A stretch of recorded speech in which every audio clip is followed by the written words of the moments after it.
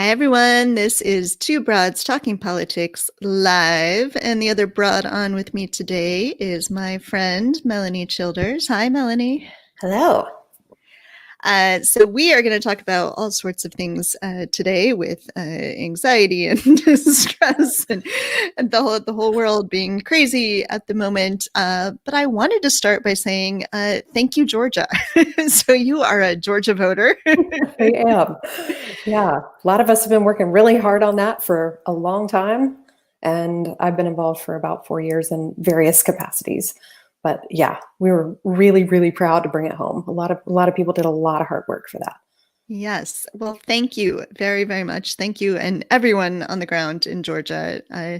For a brief shining moment Wednesday morning, I was in like the best mood ever. I was dancing around the house because of the Georgia news. Wednesday went a little bit differently after that. But let's focus for a moment on yay, Georgia. Good news. There's a lot that we can accomplish with a Democratic Senate. And I am just so excited about that. Yeah, same. Well, and I feel like we three-peated a miracle. We turned the state blue and then we won both Senate seats. So yeah, that feels really awesome. And I know that we've put a lot of work into action that we'll be learning from and able to repeat in counties all across the state again and in other places too. And that's really exciting too. Yes. Yeah. Well, excellent. So that was Wednesday morning. And then Wednesday last week kept going and kept getting worse and worse. And I don't think I have really taken a breath since then. So I wanted to talk to you today to talk some about this way that we are all feeling, this sort of constant anxiety that really we've been feeling for 4 years now. And how we sort of move through it and make sure that we take care of ourselves. So why don't we start then by having you talk just a little bit about you are a master coach, what that means, and what sorts of things you do. Sure. So I am a master certified coach for badass feminist entrepreneurs who are truly like out there making a difference in the world, whether they're in a creative business, or even I consider campaigns a business. So if they're running for office, that counts too. And what that really means and what's embodied in the work that I do is I help them sort of break up all of I call it patriarchy baggage loss. It's like the patriarchy has put all of these thoughts and ways that we're supposed to show up in the world. And we work really hard to undo all of that stuff and to take it off and let it go. So perfectionism, procrastinating, hustling, which is why this is back here. I'll go through this in a minute, but like working really hard to prove ourselves and never feeling like we're truly good enough is the big thing that we work to undo in our internalized thinking. And then what we do is kick ass and take names and create businesses that serve us as like we are the asset of the business, and that serves the community that we want to make an impact on. And I think that may be the biggest piece of our work is like we unfuck our internal stuff. Can I say fuck here? Sure. We unfuck our internal stuff. And then we go and make the difference that we know we want to make for ourselves and for our communities. And this is something you had to come to yourself too, right? I mean, you didn't just, grow up thinking everything is great and there is no baggage on me, right? Oh, 100%. I grew up in the South, Southern Baptist. I have lots of internalized crap in here. And yeah, it was definitely a process, and it still is. Like, it's not a thing that I think that I'll ever fully be free of, simply because I have a human brain, and my human brain has operated this way for like 35 years. And there will always be nooks and crannies in order, to investigate and get curious about and see how they play out in my life and how they show up in the world and my impact. And yeah, so it's definitely came from looking at myself and doing the work on myself, and then seeing, all of this is in my clients too. And especially with my white clients and all of their, white privilege and all of those things that they don't even see that they have. So we work a lot on those things too. So I think maybe we can talk both in the sort of immediate moment right now, how we deal Yeah. with things, but then also there's this larger, things aren't going to magically get better next Wednesday after the inauguration. And, so how we continue to think through and work on these things. But let's start with the now. This past week has been just terrible and has been, even the parts that have been less terrible, it has just been this constant, like, you can't break away from news and constant violent imagery everywhere and everything that's happening, and it's hard to get out of that. So what are your recommendations for sort of how we should think about right now and taking care of ourselves? Well, I think it's so difficult, and I've literally been coaching people on this since last week, and I actually took half of Wednesday off because I was like, I am not okay. I'm not going to be okay to help you be okay. So let's move this appointment. Um, but I think knowing that we don't know what's going to happen, and that's always been true, is both a little scary and a little relieving. And so to me, I use that as like a little bit of a relief, like, okay, but that's always been true. We never know the future. We never fully know what's going to happen tomorrow. Um, but what really has helped, me and my clients like calm down is one, like a social media blackout for a little while, even if it's just an hour, like letting your brain like relax and rest and letting your nervous system calm down is so helpful. And so like I have scheduled social media time that because my brain wants to do the same thing. I naturally want to be like, okay, where's Twitter? What's happening? What did I miss in the last 5 minutes? And that's just a normal human response to the stress that we're experiencing and to what is happening in the world. And so like if this is happening for you, like just have a lot of compassion for yourself. Send yourself a lot of love. Of course, your brain is freaking the fuck out. Of course, your nervous system is on high alert. I did a 4 hour long half day event on Saturday, which was amazing and wonderful. But even then, it's like my body was in like full shake, just adrenaline from that. And then immediately checking the news. And I was just like full body shake. And I was like, okay, interesting. How do I count? How do I calm this? And so what I find is really helpful is like developing and establishing your own sort of like protocol or routine that works for you. And for me, the first thing is put my phone in another room, walk away from all social media for an established period of time, an hour, 2 hours, half a day, 30 minutes, 10 minutes, whatever you can get. And then like deliberately like pausing and closing your eyes and taking a breath. Because otherwise, like our nervous system is like ramped and running on adrenaline and cortisol and all of the hormones that come up when we're in a stress cycle. And the next thing that I do is I really like, I guess this is kind of what's happening back here, but I'll get to that. But what I do is truly like breathe and get present on purpose. And so what that looks like, I can walk you through it really quickly if you would like. So if it feels safe, close your eyes or just look at something nondescript and take a nice deep breath in through your nose and then out slowly through your mouth.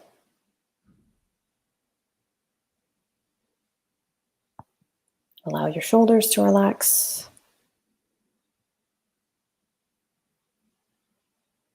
And allow your mind to slow down just a little bit, just enough, so that on the next inhale, you notice the breath in the air coming through your nostrils. It's sliding down your throat and filling up your lungs. And then notice again as you exhale, as it leaves your lungs, as it exits through your mouth, as it crosses your lips, and back out into the world. And then I notice my hands in my lap, or on the desk, whatever they're touching. I get really present with, can I feel what I'm touching? Can I feel the contours of the desk or the texture or the fabric of my pants or my shirt? What does it feel like? And then I notice my feet on the floor. What are my feet touching? Is it hardwood floor? Is it a mat? Is it carpet? And then I even notice my butt in the seat. What does that feel like to be sitting in this seat?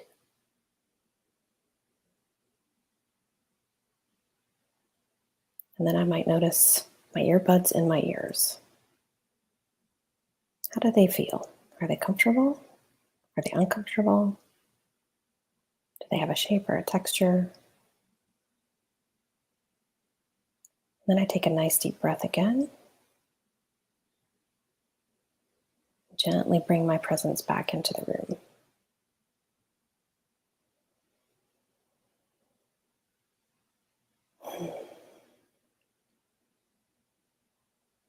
And you can open your eyes when you're ready.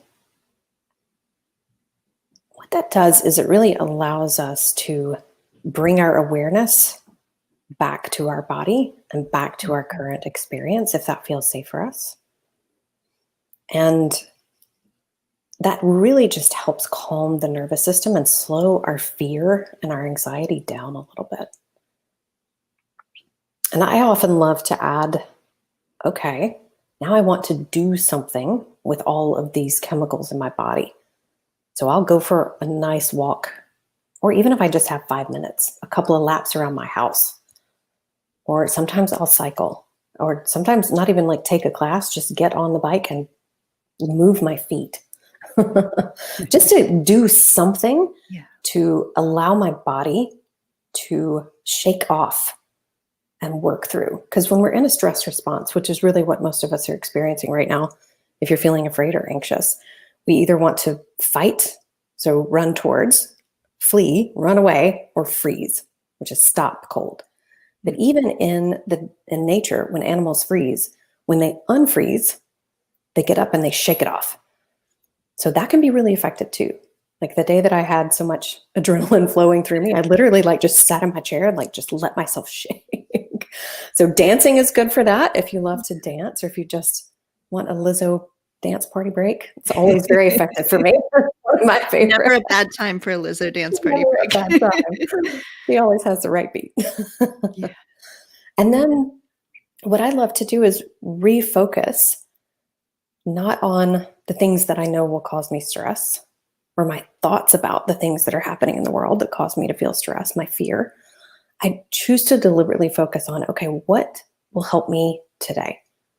Or if I'm working in my regular daytime hours, what will help my people today? Mm. And I think refocusing back on how can I be helpful is so powerful and such a great place for us to send our energy as often as we can. Because the world, there's something always going to be going on. This is just really close and really immediate. Yeah. So I'm always thinking about how can I calm and nurture myself? How can I get comfortable? If I'm craving safety, if I'm craving comfort, like I literally this morning, I put on the most comfortable yoga pants I could find, some fuzzy socks, a big like fuzzy like pull on Sherpa hoodie. I was like, I need all the comfort. My body needs comfort right now. I need to feel safe. So I want to feel safe and snuggly. So anything that makes you feel that way, and then shake out, get present, shake out, or walk out, or cycle out, or whatever serves you. And then redirect to how can I be of service? How can I be helpful? Yeah, I love this focus on the physical, the tactile. So I, as you know, there was a violent death in my community this past weekend, and I was feeling very shaken, and on top of everything else that was going on in the country. And your advice to me was to touch 5 things. And it's so helpful to sort of remember, especially when we're in this time when so many of us are sort of stuck in our houses so much of the time, and we're just staring at screens, and to have moments where you remember to actually physically feel. And it really does sort of ground you I know you're a knitter, I'm a knitter. That feeling of, touching and creating is really sort of brings me out of that kind of mindset. Yeah, absolutely. I cannot tell you how many sweaters and shawls I have knit in quarantine. First, I was like, this is going to be my quarantine like cardigan. And then it became and shawl and second sweater. And now I'm on like my fifth shawl. But that's Yeah. part of the reason is that it's comforting. It gives my brain something to focus on. It gives me something tactile and repetitive that helps everything just calm down a lot. Yeah. Yeah. Yeah. It's so helpful. So I hope that people who are watching or listening that experience I felt myself, just in that couple of minutes we were doing that, I felt my own stress levels go down, and that's so helpful to do. And so that's in the kind of immediate what we're going through right now, but we need to think sort of more long term too. And so you said that you're going to share a recipe with us. Now it's not a food recipe, right? It's it's a different kind of recipe. Different kind of Because I've recipe. also been eating way too much in quarantine. Well, one of the things that these feelings and stress often creates for people is it either shuts them down entirely or they try to use the energy to work. And what we often are doing is putting ourselves into what I call the hustle cycle, which is like I operate, especially women identifying humans, operate with this core self-doubt because of all of the ways that we're supposed to show up and the ways that we're not good enough if we're not in this tiny little perfect Barbie box, right? And when we operate from that self-doubt and then we feel anxious and we're like, okay, well, and the world's falling apart, we tend to try to channel that energy to, okay, well, I have to get to work. I saw this really funny tweet that was, it was like funny, heartbreaking, but it was something about like, I heard someone just say, are we supposed to be working during the coup? And that was like the most American thing ever. And I was like, oh my God, right? So we either, I call it like fuck it or freak out. It's like we think we only have two options. We either have to say fuck it and walk away, or we have to freak out and get a lot done and do it all from anxious energy. And so what tends to happen is like then we put all this pressure on ourselves to do it and get it done and focus and do hard work and be better and be the best and do work twice as hard and twice as fast. And then we start to like hustle and then we start to beat ourselves up because there is no such thing as good enough. There is no such thing as perfect. Those things just don't exist. Then we beat ourselves up and then we feel exhausted. And all of that feeds back into our belief that we're even capable. So it like actually feeds the self-doubt again. So I know for a lot of my people, they're either in, fuck it, I'm not doing anything, or I need to freak out and channel all of this energy and get a lot of stuff done. So the recipe that I sort of came up with is called, I call it hustle busting. And I will pull this a little bit closer. Hope that's not too loud. Can you see that? Yes. Okay. So it's kind of a recipe, kind of not, but I talk about like identifying where you are in the hustle cycle. So if you tend to freeze, you might be the kind of person who's like, I feel self-doubt and I'm out. I can't possibly do it. I'll never be good enough. Never mind. I'm not even going to try. Mm-hmm. If you are someone who tends to procrastinate, tends to run away, tends to avoid, you might feel the pressure to do things and be like, yeah, Netflix sounds better. Knitting. Knitting sounds way better than doing work or that doing, things that would feel, supportive or productive or helpful, right? And a lot of people, like, we just didn't have the choice to work. Like, a lot of people just didn't have that choice. And it's like, okay, but Netflix really sounds good right now. Netflix and knitting. So when you feel the pressure, and if you tend to be the kind of person who avoids or runs away or feels a lot of anxiety and is just like, I got to peace out, that might be where your red flag, where you exit the stress cycle and the hustle cycle. And if you're someone who tends to fight, you might get into all of the work and use that energy to like, okay, well, let me just knock 8,000 things off my list. Or you might also perfect if you tend to be a fawner, someone who people pleases.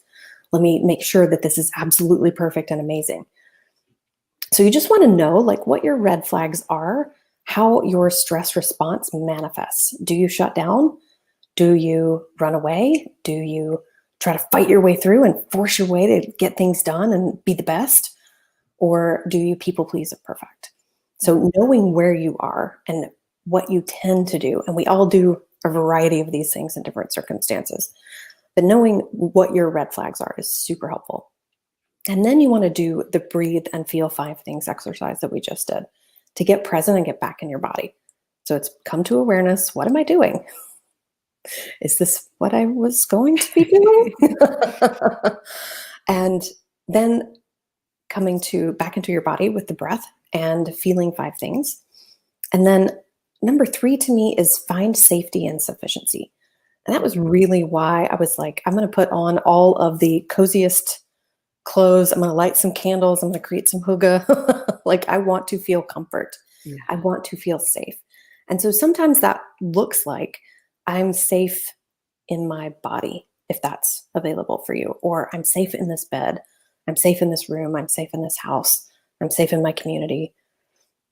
Whatever sparks that feeling of like just calming down and relaxing a little bit and feeling a little bit more grounded and reminding yourself that you're safe.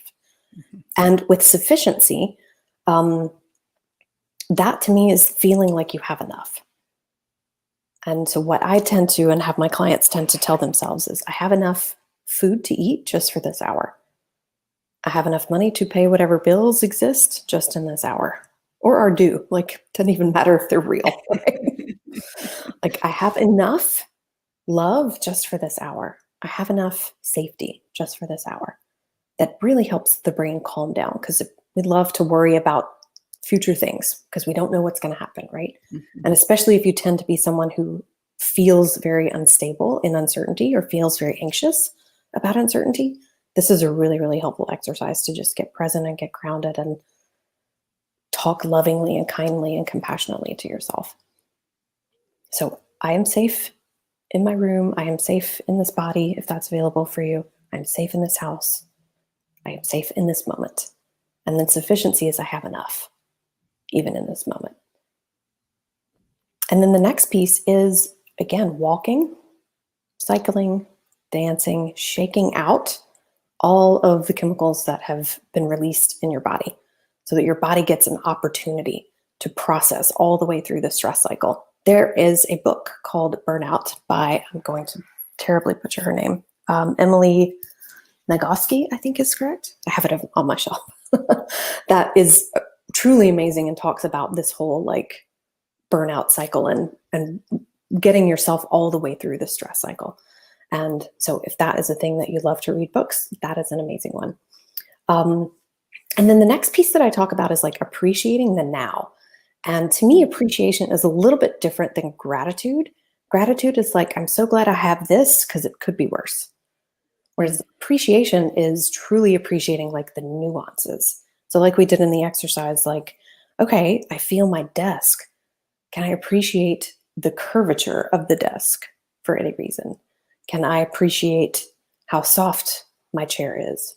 Can I appreciate whatever is currently in the now that you can find specific appreciation for?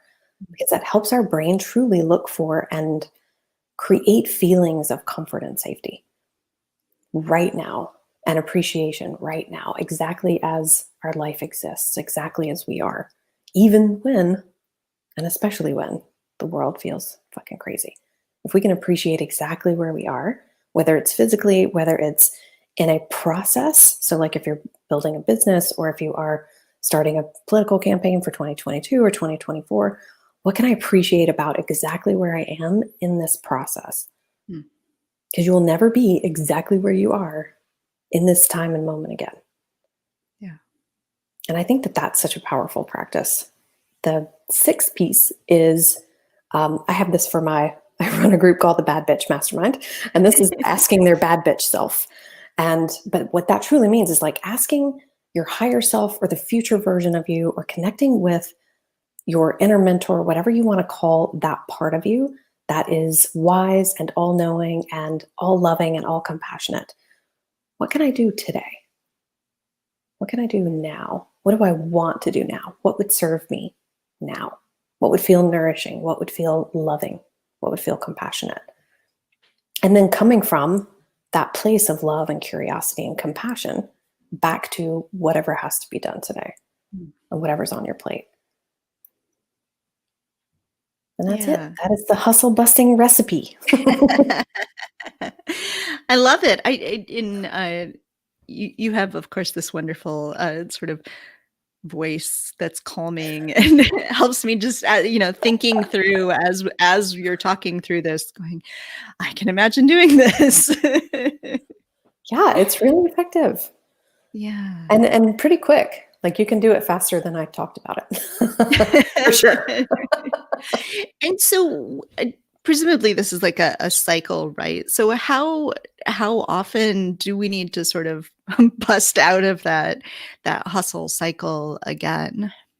I think it's helpful to just be at awareness at the very least, like be at identifying like what are my red flags here? Am I Mhm. overworking?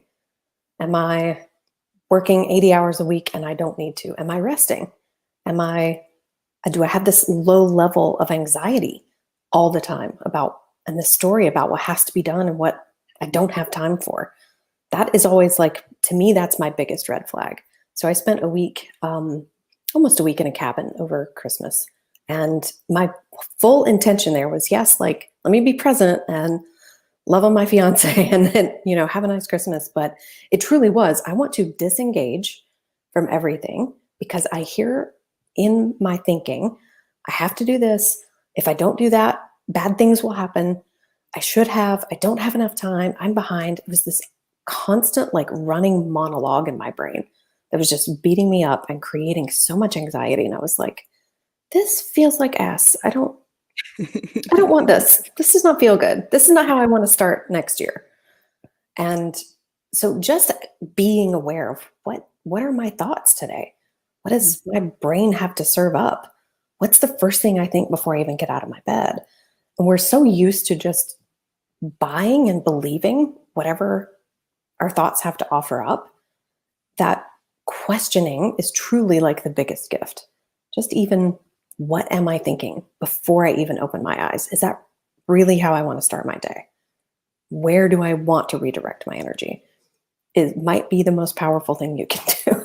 It's definitely made me someone who is an avowed, I am not a morning person. I'm way happier in the morning. Just because before I even open my eyes, I'm like, what's happening in there? What are my thoughts? Oh, okay. Is that really how I want to start today? Not particularly. I have my phone when I'm at sleep. My phone is on the other side of the bedroom, so I still hear the alarm when it goes off, but I can't reach for the phone and check Twitter until I have physically gotten out of bed and walked across the room. Yeah. It's sad that I have to do that for myself, but it does help. Yeah. Well, and I think it's really helpful. I talked to a client through this today. She was like, yeah, the first thing I'm scrolling social media before I even get out of bed. And I'm like, why? Why is that the thing that you want to wake up to? Oh, well, I don't want to. Okay, well, stop. Yeah. And so we created for her, she wanted to create a boundary. She's like, I don't want to look at my phone until noon. I don't want to look at social media until noon. I was like, okay, let's try it. Let's see what happens. See what comes up. Let's see how you feel if you don't. Yeah. And I think it just gives us so much peace because the news is going to be there. It's going to find you. You're not going to miss a fucking thing. It's going to find you.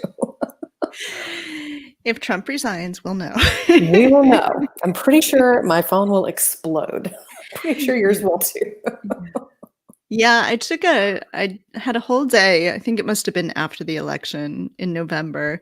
I promised my husband and my kids I took a whole day where I didn't look at social media at all. I still looked at email, but I didn't look at social media at all. And it was just mind-blowing how different it felt. I couldn't keep it up. I couldn't keep doing it, but it was just a totally different experience of my day. Yeah. Just even like I took a picture and I was like, "Oh, don't go on Instagram to post it yet. Save That it. picture can sit there for a day. I still have pictures of waterfalls and stuff that I never did share to social media, but that was my instinct too. I was like, wait a minute. Yeah. We don't have to. Yeah. Well, I think that is great. That the hustle busting makes a lot of sense to me, and I think I can see how that you sort of break yourself out of that. So you've mentioned that you have clients. For people who are listening and are thinking like, I need more of a deep dive into this kind of stuff. What? How can they find out a little bit more about the kinds of things you do, and and find you or a coach that is right for them? Yeah, sure. So my website is melaniechilders.com.